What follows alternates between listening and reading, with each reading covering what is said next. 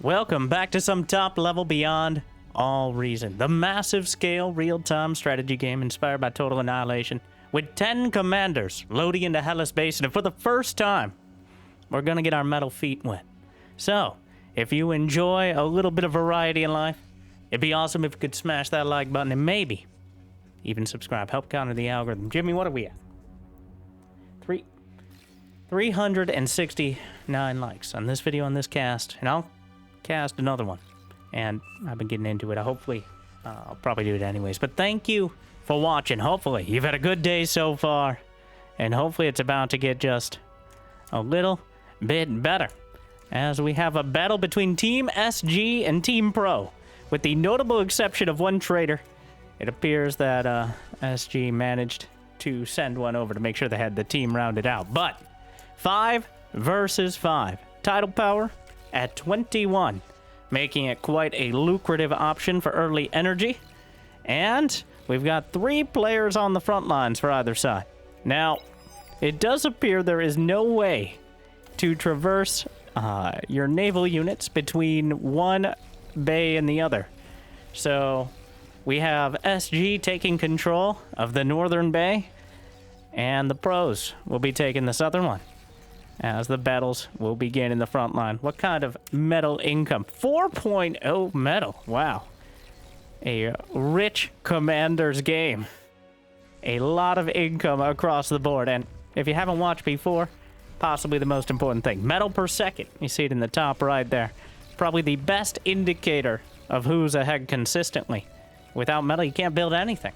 Of course, you got to combine it with energy. And energy per second in order to facilitate building things, fire weapons, all those exciting things. And of course, build power is a measure of how quickly you can put it all together. The more build power, the more quickly you can spend the resources and build. You guys, there's a rock in the way. But the early ground's pushing through.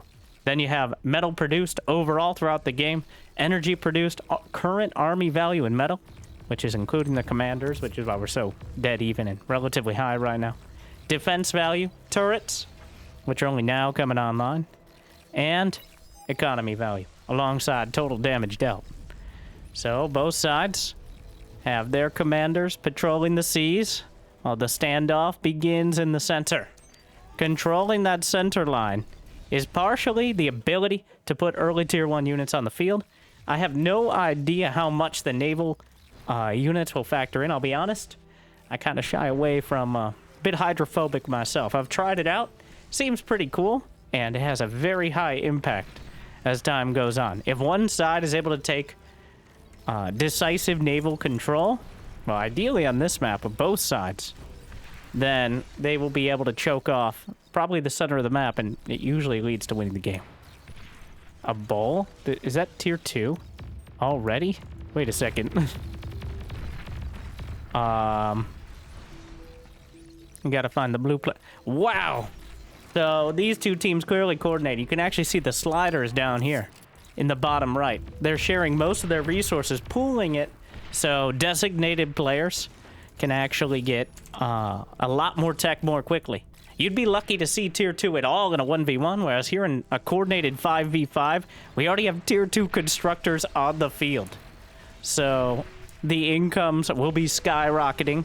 And speaking of rockets, Daywalker has built a few rocket bots of his own, aggravators, good versus static defense, as they outrange those light laser turrets, but not their counterparts on the other side. The bull tanks out on the front lines early, certainly a rude awakening, like a bull in a commander shop, as a tier 2 heavy assault tank against a bunch of flimsy tier 1 units and turrets is going to just bulldoze its way through. Is there a tier 2 response? There is air, but I don't think the pro team anticipated this sort of commitment. And they have no real response to the tier 2 units early. Grunts overrunning. Now, also the naval players claiming all the metal extractors in the sea as well. On either side. In fact, a lot of them already. Almost every single metal extractor claimed by High Gain, which, you know, I guess appropriate. I noticed a hovercraft platform Indeed, a hovercraft platform. Expensive, but of course, ground and sea capable. I'm not sure. Are the metal extractors on top? No, they're underneath, but I think there are some hovercraft that can hit underwater as well. But so far, the push coming in as Team SG making its way down from the north side. Clearly kind of an oppressive position. That bull just charging through. So many kills already, and really no way to contest it without tier 2 units of your own. It's the bull just cleaving its way through anything on the front line. Randy trying to sneak his way into the water. Zach still has a few units out there. Rompy eating a few rockets. And finally, Tier 2 coming out. Tier 2 Cortex Bot Lab. The bull was an Armada tank, so a bit of a split there. Heavy transport headed out. And looking at the bigger picture, we see Teriyaki over here. Trying to hold against the... Is this hovercraft from High Gain? Indeed. So hovercraft finding a lot of use on either side. We haven't seen Shaman move his way out yet with the hovercraft, though. The bull's just blasting through, but an EMP bot trying to dodge out. He's almost in vision range. He doesn't activate... Okay, there it is. EMP hits, and now the grunts will be able to swarm it. When you self-destruct the EMP bot, I believe the Ghost or the Spectre, you might recognize some of those names. Then Randy comes in, hits him with the D-gun, which means there won't be any wreckage there, so maybe a wasted opportunity. But making sure they take out that bull, which cost nearly 1,000 metal early on. So quite a costly exchange, as now Tolero getting chased down by the grunts on the field. Some Sheldons coming out. The early artillery bots, incredibly annoying. Not a ton of damage, but it adds up from long range. Tolero, dodge, dodge, duck, dip, dive, and dodge. But I don't know if they're going to be able to get away. The grunts coming in. A few trying to trade out. He's serpentine.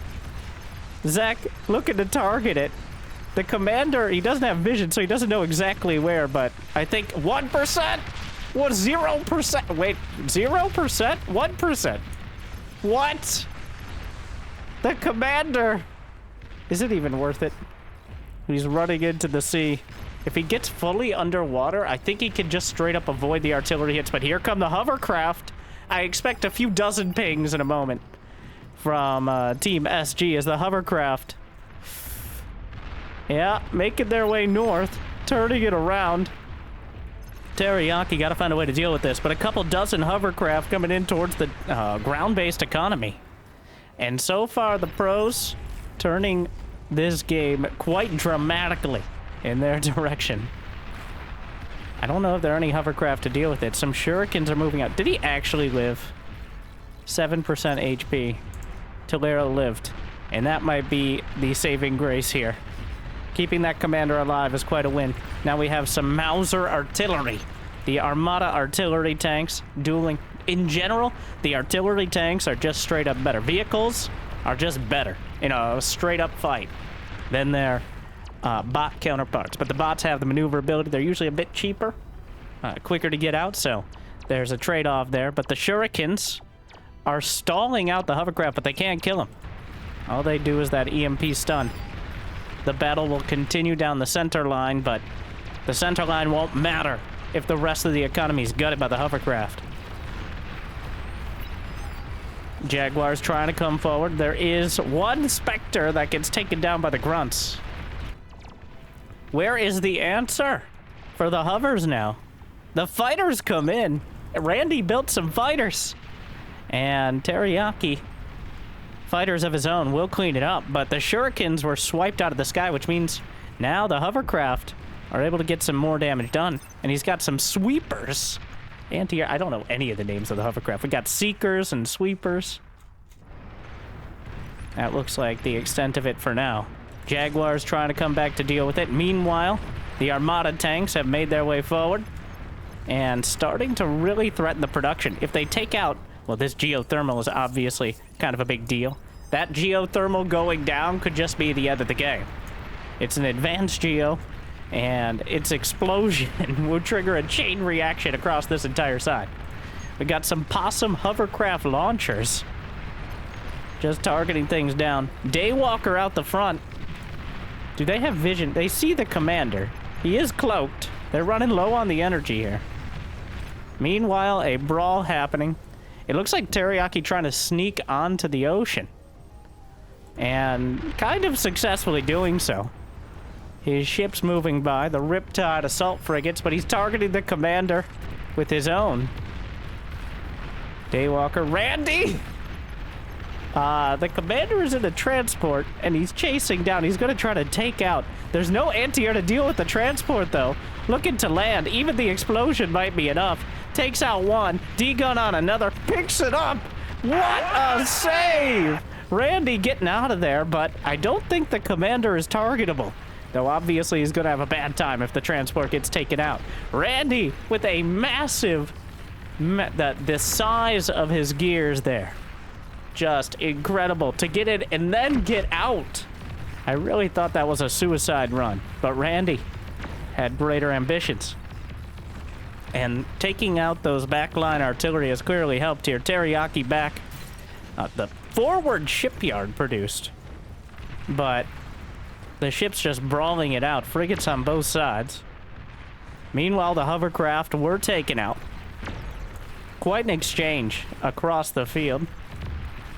Just constant battles. Now ticks down the center, trying to drag some of the artillery fire in, and actually be careful of friendly fire as well. The ticks are drawing the Sheldon fire onto the grunts. Sheldons need to be targeted if possible. Meanwhile, a bulwark is coming up out of Randy. Has decent range. Wait, who's... Whoa, whoa, whoa! The hovercraft are sniping from the side. Randy does not have it. Well, Randy coming in with the D-gun again. The big D from Randy again, going to be a decisive factor as he just swipes the hovercraft off the field. The commander, 21 kills so far and counting. And that will complete the bulwark defense. Meanwhile, the Jaguar count is damn high. Overall, metal per second heavily in favor of the pro team to the south. Energy as well. Army value, though, goes to SG. I don't know what it stands for, so I'm just going to call them super gamers. Though in a tough spot so far.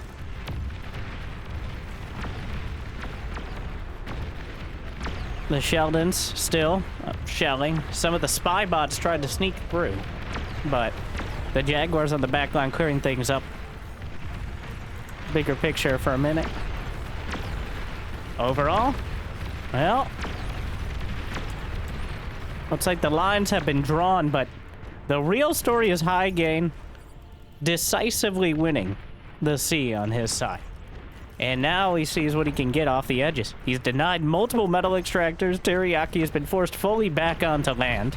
Meanwhile, on the other side of things, Zarx T4 has not maintained nearly that decisive level of control, as he's gone mostly, well, entirely for hovercraft. So the hovercraft unable to have such strong control over the sea. A bit more hybrid. Ooh, Starlights. Now, exploiting the lack of vision, Zek actually resurrected some of the bulls, so that will help out a bit. Starlight's on the other side. Gotta be careful not to get too close with them. But the radar is all they really see. In fact, they don't have radar tags on most of the Starlights, so not able to target them easily. Until you get a unit in vision range, you can't assign a tag to the radar dot. Of course, the dots here are just the ticks, being the smallest, cheapest, and most annoying unit in the game, so aptly named. So far, though, looks like SG is stabilizing, but overall, the economy still in favor of pro, and there is the looming issue of potentially a flagship.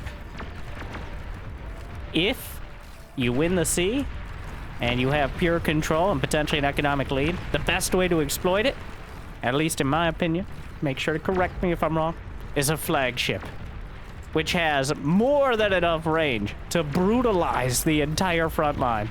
Flagship can hit, like, I don't know, probably dozens, pretty much the entire economy, but here it is. Here's the play. A bombing run. Some of the Whirlwind bombers out of Greco covered by the fighters from Teriyaki. And is there nearly enough anti-air? It appears that the pro team, now realizing that a lot of danger is headed their way. But there's not nearly enough fighters to defend this. They're re-angling in that advanced Geo. In fact, drawing an X right over it is Zarex. The bombers looking for the angle, coming in for a run. And there's almost no anti-air to deal with it. This could be an absolute disaster. It hits! Oh, all the bombers hit by it as well. But mission accomplished. And just like that, the energy lead is taken by SG. They lost a lot of the value in the air. But that's going to take a lot of replenishing as well. The entirety of the production line is cored out. Experimental gantry shared with Daywalker? A gantry, was that being built before? I think it was built as a response to this. But do they have enough overall income to even support it? There is that tier 2 shipyard. And getting some tier 2 metal extractors in the ocean. The basins, if you would. But the Sheldon line, holding for now. The commanders, wait, how many commanders? 5 and 5, still. Everyone's commander is still alive, despite multiple very close calls. The Sheldons are marching forward. Tick's still trying to spread out the damage. Grunt's helping to thin them out. Starlight's backing off SG. Forced off the ground for now.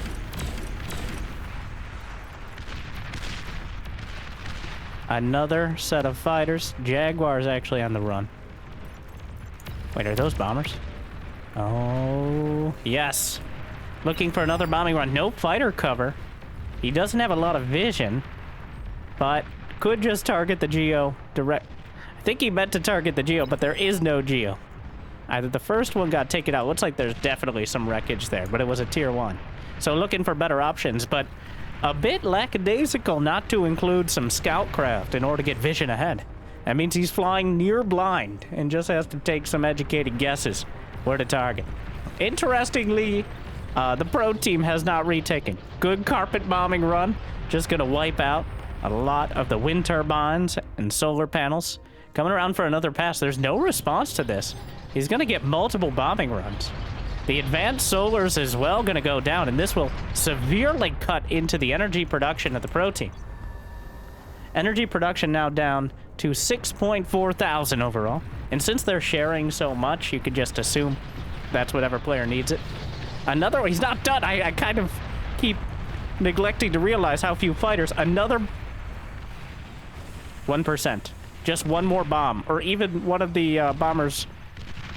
Oh, it's gonna be close. If the bomber falls on it, it could be problematic. But it doesn't. 1%. Another run, though. They're not done yet. A naval flak cannon, an arbalist, but not nearly enough. All they need to do is tap it on the shoulder, but they're going for the center line. But there's no Geo there. They pre-fired it. Oh, a complete dry run. Oh, no. Well, the high ground Geo's still a deadly threat to anything nearby, but a bit of a wasted run on those bombers. And behind it, ever since that early hovercraft aggression, hasn't been much opportunity. But what is this? The gantry has completed, and a catapult rocket bot in production. That will be the first try. I don't think there's any. No, he's got some Shivas. Some Shiva siege mechs, amphibious as well. Very strong, just kind of frontline style mechs with some rockets. Junos wiping out the ticks and making it easier to pick targets. The Juno radar launchers, anti-radar launchers rather. Not sure where they came from. What is this? Hovercraft backstab. The rest of the economy for Shaman having a real tough day. The Junos trying to brawl it out with the Bulls. Shivas are more like a tier 2.5 unit. They come off the gantry, but they're definitely not the be-all, end-all. Especially compared to some of the higher tier 3 units, but they're very solid to add into the front line as some good fire support. Now we've got a Vanguard cannon, which is essentially a walking turret. Incredible range. Not a ton of DPS, but decent AoE. We're not going into the full stat line here, but here come the catapults. They're spotted. The Vanguard, kind of the Armada rough equivalent to it. Oh. As you see those Vanguard shots. Meanwhile, the hovercraft are finally being cleaned up. Marauders! I love how they have a swimming animation as well. But the Marauders, the tier 3 from Armada, now heading across. Amphibious battle mechs. Quite fragile, but they can do a lot of damage quickly, and there's almost no units on the ground that can keep up with them. So if you don't have the defenses in place in time, they'll just run circles around you. The backline economy has been shattered. The pro team now down in metal per second and energy. But overall, they've produced more, and they're able to hold the lines on the front. They have a stronger standing army. Is there a flag? Is that it? No, it's a dreadnought. Okay, y'all know a flagship. Size matters. But the Marauders, a beachhead has been created. And now the Marauders are streaming through the gap. A few gunships trying to respond, but the Marauders actually have some anti-air capability. So, yeah, easily taking them out. The hovercraft and Marauders combining. Shaman moves back with the commander because he could be easily overrun. Meanwhile, the front line. A little bit more haste coming out. Even a Karganeth Crabwalker trying to break through. Rompy maybe looking to line up a D-gun so far. What was that? Where is that coming from? Missile cruisers, the longbows here, now firing into the center line. Just carpet bombing in their own right. What did we lose? No commander? Something exploded. Unclear what. There's a lot of options at this point, whether it's fusions or... There's no real answer here, though. Carpet bombing run kind of misses the mark on the tidal generators. But there's not... I take it back. There's plenty of anti-air. He's not going to get another run. But the Marauders may very well. I don't think the pro team is taking this as seriously as they need to. Because all of their production... Oh, he's building a bulwark, but that's not going to be enough to stop this. Most of their key production is incredibly vulnerable at this stage. And the Marauders are moving forward. They're not making a lot of progress. They're relying on the ocean to hold. But here they come. Working their way around the side. The bulwark bringing its cannons to bear. Blasting through the hovercraft, which are too slow to evade it. The Marauders out in front. Meanwhile, the center line still holding. But the cruisers and battleships... Wait, the name is Dreadnought, but it is a battleship. Alright. A little confusing. Teriyaki trying to sneak his way back into the basin. But at some point, it may just be limited. Oh no. Oh no, he could hit the economy from here. The Marauders made it through. And wiping out the tidal generators. Again, going to be gutted. And now the front line is breaking. Highgain had to move his ships to deal with Teriyaki again. The hovercraft moving around. The energy now almost doubled for the northern team. They're barely able to hold the midline, which is where they've concentrated the majority of their efforts. The Vanguards helping to push the siege. Missile cruisers are back in front of things. Single dreadnought holding. Have the Marauders are still alive at the back. There's not much left. Still 5 commanders apiece. Seeing Titans now. Where is that gantry? Oh, he's decided to... He doesn't have much vision, but the missile cruisers have range up to... I think they could hit the Geo from here if they go right up against it. But the missiles, there's no dodging them. I don't know if a plasma shield would help, but... Meanwhile, the Vanguards are holding. And a Titan is marching its way across the field. The Shiva's looking to respond.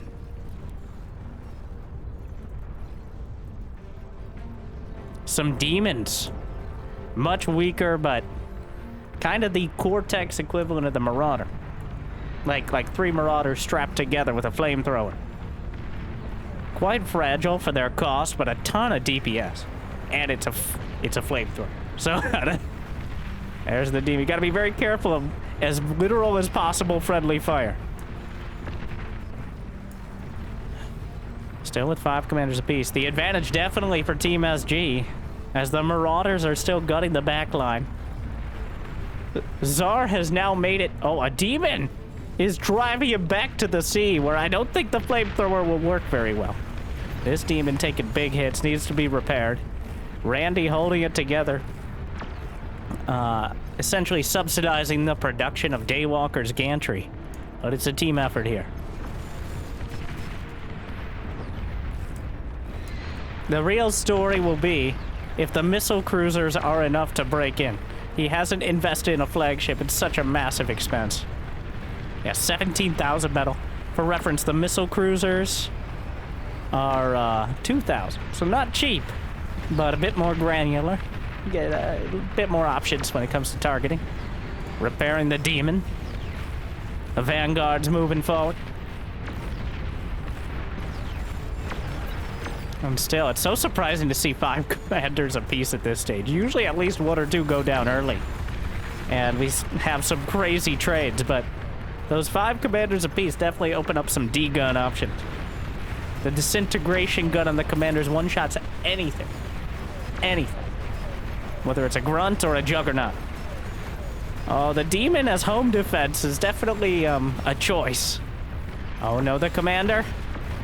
It's at full HP.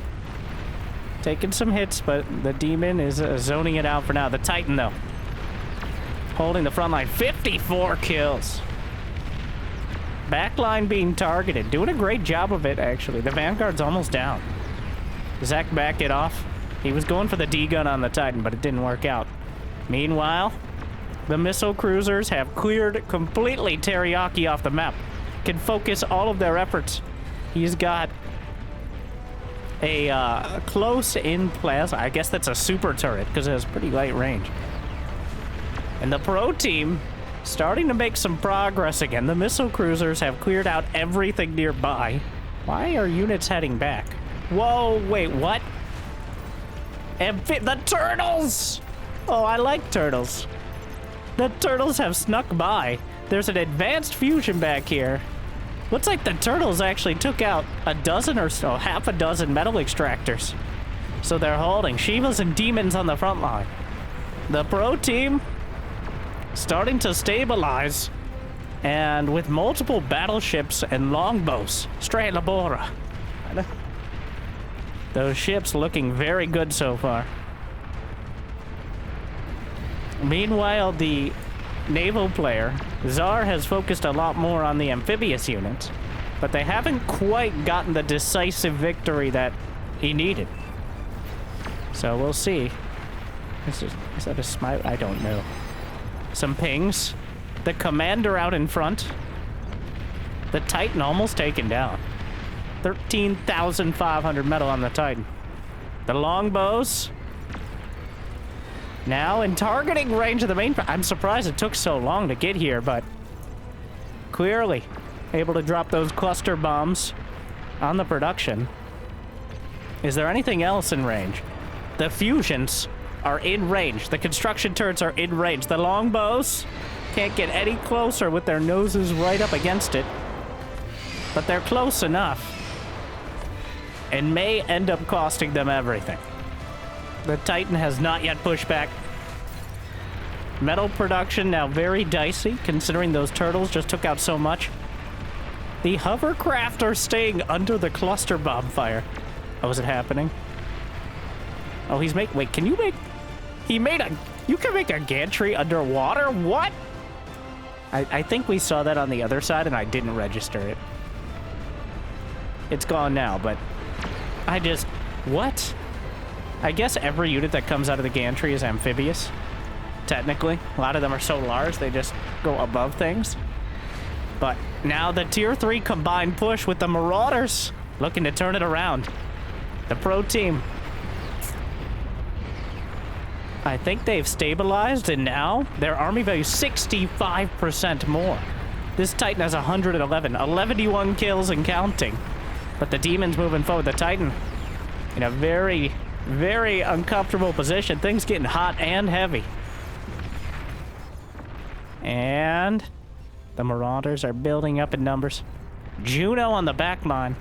Juno's scattered throughout, disabling radar everywhere so they won't see this push coming. They can definitely see it at the front. But with the Junos hitting, the Marauders are going to move in. A Titan going to try to burn. Whoa, the Titan very good against the longbows. But this one really struggling. More Junos on the front line. And this is it, the big gambit to turn it all around. But Teriyaki, he's ready. He can get some D-guns on this for sure. Lining them up, kills half a dozen, another half dozen, going for a huge save, but not able to take enough of them out to stop his economy from potentially being butchered.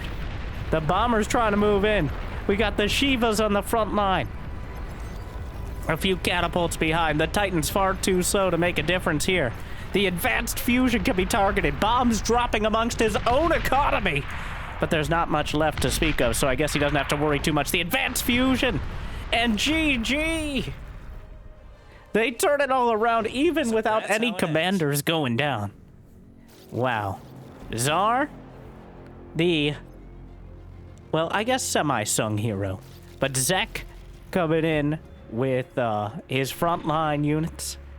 A combined effort, but it appears winning the sea so dramatically certainly opened up an opportunity for a game-ending attack.